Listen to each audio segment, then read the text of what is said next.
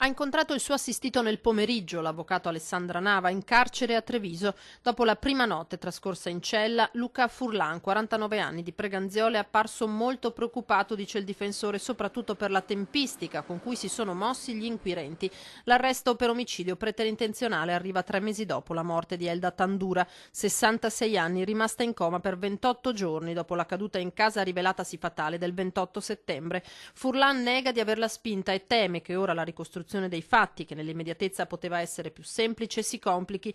A Serravalle, dove l'ex insegnante abitava, tutti sapevano della situazione di disagio che la donna viveva, così come il comune. La signora Tandura era una signora costantemente seguita dai servizi sociali di Vittorio Veneto, che erano costantemente in contatto con il suo amministratore di sostegno ormai da diversi anni. Fisicamente non aveva grandissimi problemi, ecco, insomma, ovviamente erano problemi di altro tipo quelli che avevano portato alla nomina dell'amministratore di sostegno. Un disagio psichico, quindi, che non le consentiva di gestire il rapporto con Furlan. C'erano state liti violente anche la sera della tragica caduta. Se l'ipotesi d'accusa della procura dovesse trovare riscontro, si potrebbe parlare dell'ennesimo femminicidio, e questo proprio in un comune in cui è operativo da 3 anni un centro antiviolenza. Voi avevate sentore che questa donna venisse picchiata?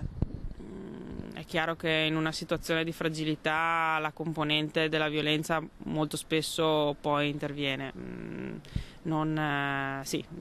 Quello che era stato da noi rilevato era stato anche segnalato ovviamente prontamente al tribunale, insomma, man mano.